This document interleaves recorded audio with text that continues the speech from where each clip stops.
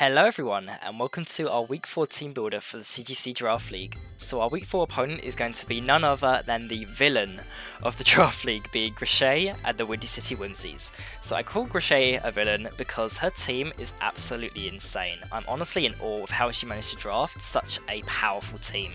It's a very top-heavy draft, but honestly, the entire team is heat. Even though she had to perhaps take some lower picks, I feel like the entire team is valuable to her in some form.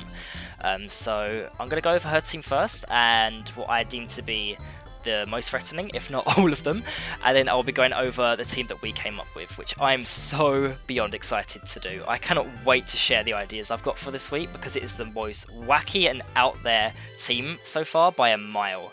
I'm seriously so excited, so let's get right into this.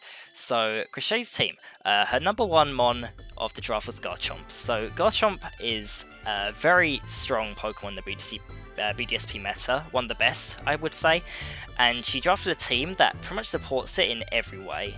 So, she's got Tyranitar as pick number 2, which enables for potential Sandveil strats with Chomp, which is just a nightmare to deal with if you don't have a good way to deal with it. So, I mean, actually, it's always a pain, and the fact that's just one of her options is nasty. She also managed to get 4 Pokemon potentially immune to Levitate, being Rotom, Levitate, Bronzong, that's why I say potentially, and then 2 flying types in Drifblim and Masquerain. So, yeah, a nice team to just spam EQ against you. It's tough. It's a really tough team. Tyranitar as a mon itself is just very scary. But fortunately, I feel like we've got a somewhat good matchup against it. And if anything, I've designed my team so that it will hopefully Grachay will get baited into bringing Tyranitar, if it is on the team at all, into the games, because I think we honestly have a very good matchup into it. So even though because the thing is, we haven't brought Heracross this week, as you may have seen from the start, and which might encourage the Tyranitar to come a little more, but we've got good answers to it overall. The only thing I'm worried about if Tyranitar is enabled a bit more is if it comes a bit more, is it enables the Garchomp more, potentially, if Sandveil is brought. So yeah, Garchomp as a mon itself is definitely coming, I have no doubt in my mind. It's another Dragon Ground, just like the Flygon last week that I was worried about, and funnily enough didn't come in the end. Garchomp is there's no way that Grachay is going to bench Chomp for this week. I already feel like our team is quite weak to grounds. Anytime I see a powerful ground type on an opponent's team, it's immediately something that I need to prep heavily against. So yeah, those are the top 2, already powerful enough. Rotom Wash it's a very annoying mon for us this week, I feel. So even though it has got a limited move point, what it can do, what it does well, and that's what Rotom Wash does, and how it shines in a draft league. So it may only have, Thunderbolt, Hydro Pump as, its main options for damage, but it does get other coverage as well, like Dark Pulse and Shadow Ball. And the other options it gets are mainly Nasty Plot and Will-O-Wisp. So I don't expect to see a Nasty Plot set this week, because I feel like our team is just too aggressive and fast for that. It's hard to set up a Rotom if you're getting hit by, a powerful Crush Grip from Regigigas, or getting double Snarl to death by Umbreon Raikou, and Sceptile is pretty scary for it as well. But, it's funny actually, because despite our team looking like Nasty Plot is a tougher set to bring, I actually think it's the best set against us this week because of how we've designed the team, as you will soon see. If anything, the Will-O-Wisp could also be scary for us though, because of certain few mons we have that just really don't appreciate getting burned. So yeah, Rotom I expect to be a big problem overall. So yeah, very scary. But Bronzong is it's got a very good typing against us. We may have an Umbreon that deals with it quite nicely with Foul Play, or just kind of generally walling it. But outside of that, we don't have that many mons to hit it super effectively. Like, we may have a Magmortar, but I am benching Magmortar once again this week, just because mons like Garchomp, Tyranitar, and Rotom, they just scare it off, really. It's not really worth it in my eyes to bring that. So, yeah, it can do a lot of damage with Durable, just like our Steelix on our team. If it's a higher base power move, providing it's going into a fast enough target with its low enough speed. So I've just got to be careful with Bronzong, because the couple times I did play against it in prep, it was doing way more damage than I expected it to. So yeah, we've got to be very careful with that. Weavile Absolute nightmare. We dealt with Sneasel in week 1 and that was bad enough, and now we have to deal with a higher version of that, having more speed and more power. Now, it may not have inner focus, unlike Sneasel, but that isn't really the problem for us in the first place with our team, because Mr. Mime is our only fake out user, which I don't, I don't really want to use it as a fake out user this week. You will see I have brought Mr. Mime, and overall, it just hits so hard, and Icy Wind as a speed control option is just difficult for us. Just like the Sneasel, I expect it to play quite similarly, but our team is very bulky this week, as you will soon see. It's we're hoping to kind of just outbulk Grachay's team, as I feel like it's going to be very hard to keep up speed-wise with mons like Weavile and Garchomp, and potentially that Drifblim that can set up Tailwind as well. Another thing it can do is burn stuff, which Regigigas would not appreciate by any means, so I can see Drifblim being quite likely against us as well. Yeah, I mean, it's of course scared off by knockoff on Regigigas, but it could run a Cobbleberry for that, even a Numburden set with the Cobbleberry. That could work quite nicely for it if they get me good with that, so something we've got to watch out for sure. Lapras isn't a mon that particularly jumps out to me on this team, but again, it's just another solid, bulky Pokemon that just does good damage overall, and it might be difficult to remove if Raiku's dealt with, that kind of thing. So yeah, while I'm on that I'm not disrespecting by any means, I kind of don't expect it. And if it does come, I really hope it doesn't become too much of a problem. We've got the Absol. Absol's probably the one I expect the least. It's definitely a powerful mon, and it could be good against our Latias with that Sucker Punch and all that. But it's just that Grachay drafted 2 very powerful Dark types that I feel like you won't need a third against me that's so frail. You'd rather use the bulkier and faster and more powerful ones in Tita and Weavile, I feel. So, not saying it can't come, but, it's the one I expect the least, and probably the one that I've thought about least in terms of prep, so yeah, let's see, watch it come and run me over entirely. That'd be funny, wouldn't it? Ditto. Ditto was such a smart choice by Grachay in terms of her draft picks, because she drafted such a top-heavy team, and then, you're left with having to pick, more lower tiers because of it as a result, having 3D tiers, but, how do you get around that? Well, how about you just copy, other opponents' mons, potentially other high tiers as well, Ditto's always a scary mon to worry about in Draft League as well, because it's always something, even if it's bench, that you have to consider regarding team prep, so Grachay can always bring it if she thinks I'm going to bring some kind of setup she's worried about. A Scarf set is very common in Draft League if you're trying to, reverse sweep someone, so it's definitely something that I had to consider a lot regarding the prep for this match. And Masquerain, last mon she drafted, but honestly, one of the most difficult mons I think this week. I'd be very surprised if the Masquerain doesn't come, because it's it's the only mon on her team that can hit Umbreon super effectively with with stab attacks, which is why I think it's very useful. Because like I always say, I think the Umbreon on our team, not many teams have a good way to break it, and Masquerain definitely gives it a run for its money. A Quiver Dance set is incredibly difficult to get around. We found in prep.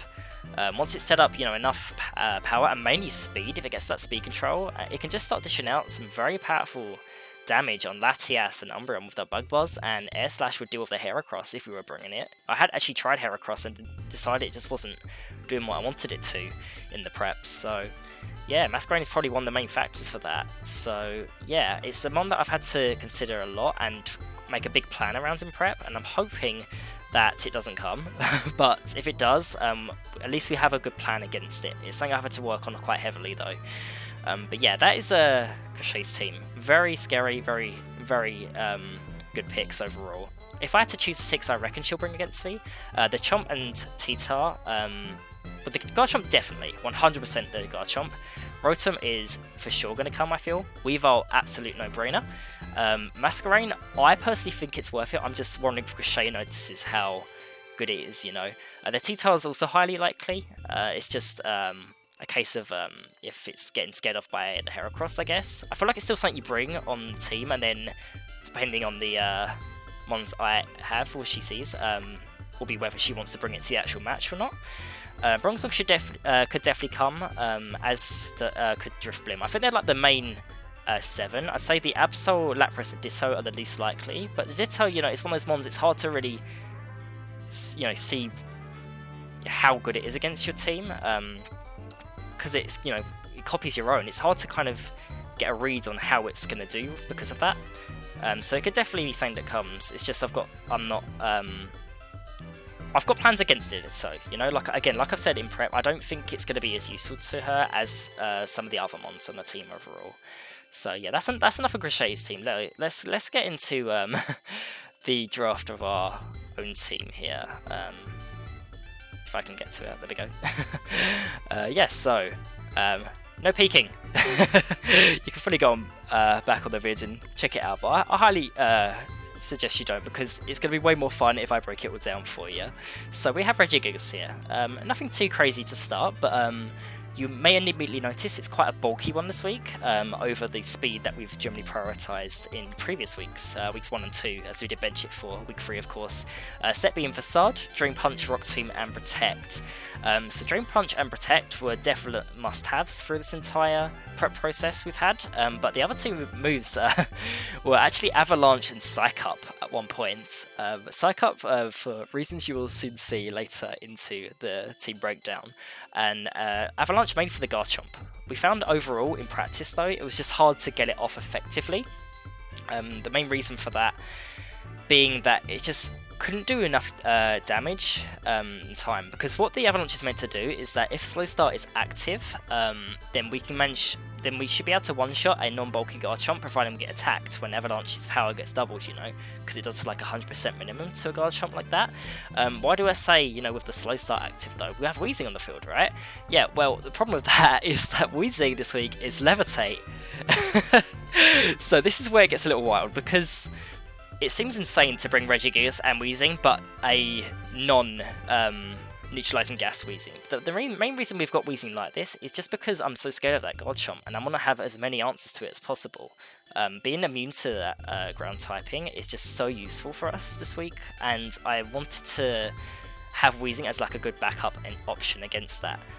So we've got Clear Smog, which is good for potential setup on Garchomp with Sword Stance, or maybe a nasty plot on Rotom. It also could remove potential boosts on an opposing Ditto if I have to. So it makes Weezing quite passive, but overall it's a super fun and wacky set, as you can see, because we've got Zoom Lens. So in case you don't know what Zoom Lens does, what Zoom Lens does is it manages to boost the accuracy of your moves by 20%, providing that you're slower than the target. So this means that if you were to try and burn the Garchomp, assuming that the Garchomp will move first, which is, you know, almost definitely, then that's basically Will-O-Wisp that can't miss. It will always hit the Chomp, unless there's Sandbell active. Bad example, you know. But it would definitely, you know, hit a faster T-Tar if that's a thing. You know, so it's a really fun item. We did consider running Black Sludge or maybe a Citrus Berry, as it might just be more useful overall, but we just feel like Zoom Lens is just a fun tech to have, and it's what allows our Screech strat to be a bit more reliable. So Screech, what we've got on this week, mainly as a combination to pair with Umbreon. So Weezing's speed this week is 1 point faster than our Umbreon, which allows us to do Screech plus Foul Play into a lot of targets. So Garchomp, Screech and Foul Play, providing it's no bulk, will just one-shot it immediately. We can do the same to Bronzong with that Screech, and, you know, it's just having a more reliable Screech potentially with the Zoom Lens allows that strat to just be more valid and useful overall. So yeah, Taunt could be a way to stop Bronzong from doing Trick Room and such if I need to. We found that Rotom Wash burning stuff this week, or maybe even the Drift Blim, could be quite annoying, so Taunt could be good against that. But to be honest, I expect Weezing to be benched this week. It's fun to have, and if I do get to run this set, that'd be awesome. But it's actually the latter four on this team that are kind of the main part of the strat that I feel. And having Regigigas just on the front, you know, just kind of being the facade of the neutralizing gas slow start strat is kind of the what I'm hoping to full Grachay with this week. So yeah, having that Regigigas and then showing a Levitate Weezing, that hopefully I can get good on that. I never went over the other moves on Regigigas though, so Facade, like I've said about the burn trouble we've sometimes had with this team, it's just a nice option to have if we do get burned. So despite the fact that, you know, we may have to stall out some turns with Slow Start, Facade, if we do get burned, it's definitely going to do decent damage into a lot of targets, and insane damage if we do stall out the Slow Start turns. Drain Punch is going to be important, you know, just for keeping Regigigas alive to stall out those turns, and it's also just a very good move against Grachay's team, considering she has two quad weak fighting mons in Weavile and Tyranitar.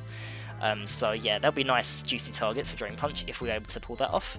And then Rock Tomb was a last minute move we decided, but because of the Masquerade giving us so much trouble, we decided it was a move that was just worth it overall. And it's also good, it just makes sense on a bulky, potentially slow start stalling Regigigas, because it means it's got some kind of utility. So even if Regigigas isn't doing the most damage, then it should be able to provide some speed control, which is what we're going with.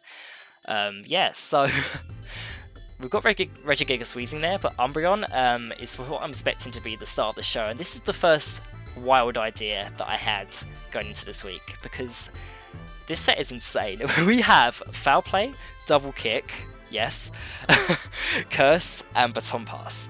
Now, we did have Moonlight in place of Baton Pass in the first idea, when we were doing some prep battles. We decided that Moonlight wasn't really working out very well, the Tyranitar with the Sand, and the fact we just were unable to use Moonlight effectively with Umbreon. We decided on a different idea involving Baton Pass, which we'll get to. But as for the set itself, the main idea is that because of a lot of Grachay's mons being so physical and such, that we should be able to set up a Curse with Umbreon and just kind of outbulk stuff. The Citrus is going to allow Umbreon to survive a little bit longer, which is useful. We did have leftovers on Umbreon until we decided that Regigigas with the Lefties Protect stalling and all that was just more useful overall. And the Double Kick, well, I've already spoke about it, it's because there's 2 quad fighting weak ones. So Double Kick with the 52 attack we have in there is going to be what allows us to one-shot a Weavile through a Focus Sash. That's the reason we're taking the move in the first place, and I really hope we get to pull this off. Like, being able to double kick something, you know, even if this doesn't work out, I'll be so happy just to double kick something this week, honestly. But hopefully it will go well too. Like, I wouldn't run something if I didn't think it was, if I thought it was bad. Like, it's definitely an out there idea, but I really think it could work, so that's why we're going with it. Foul Play as well, it's just being good against the mons like Garchomp and Weavile, Tyranitar. I mean, I know they resist it, those 2 mons, you know, but they're still going to do good damage overall, especially if they set up, you know, with Dragon Dance or something on T-Tar. The Bronzong is also very good against, you know, doing high damage to that, so yeah, Umbreon is going to be a crucial part of the team this week, and Raikou is going to help enable it. Raikou Umbreon is what I expect to be the leads in this game, or in the games we play, because of it being a screen set, and to get Umbreon to set up as well as I want it to, we need Raikou as the damage control support. We're running a screen set Raikou this week, which, again, we haven't run a screens Raikou yet, which is, I like. It's nice to be run some fresh new sets every week. So Raikou, other than the Weavile, it does outspeed the entire team, which means, especially because Weavile can't fake out Raikou with that inner focus, it means that we should be able to guarantee at least one of our screens, if we choose to do so. It's the best damage that Grachay has against the Raikou is also Garchomp with the Earthquake, and if it's, you know, Weavile, Garchomp and such, then you may want to think twice about going for the Earthquake with Weavile on the field, you know? So, yeah, the screens is going to be very useful in allowing Umbreon to pop off. Snarl also for more damage control. It's, you know, does some nice chip damage, potentially break a sash if we need to on Weavile if it runs it. It could help against a potential nasty plot Rotom if we have to as well. So, like, you know, Light Screen and Snarl, we should be able to, you know, stop it from doing too much damage. And Thunderbolt is just a good coverage, you know. It's just the stab option just to do some damage if we want to.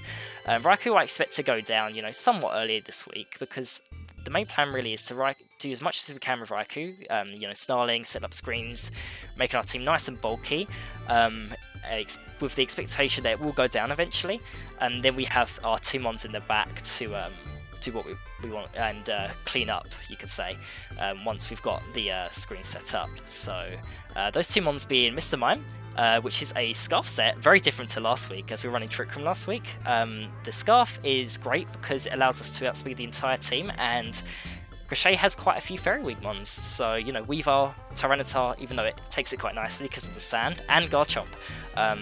And Absol, I guess, too. They all don't appreciate Dazzling Gleam, and Mr. Mime is one of the most crucial mons I found in stopping a potential Masquerain from setting up with Quiver Dance, just because we can counteract those Quiver Dances with Icy Wind. Icy Wind is a very powerful tool that I hope we can use effectively this week. Just keeping up the speed control and making sure we just don't get outsped by everything is going to be really important.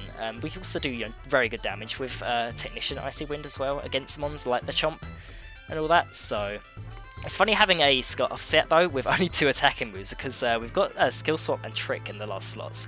Trick, it was kind of the move set I didn't really know what to do with. I did consider Shadow Ball, just to maybe hit Bronzong a bit harder, but Trick could be good with a Trick and a Scarf into Bronzong is not an item it wants by any means, so that could be a good answer to it as well. Having a Scarf set is, if you can find the opportunity to trick something, then you can often lock play, force a mon into a difficult situation with it, so it's a nice tricky move to have. No pun intended.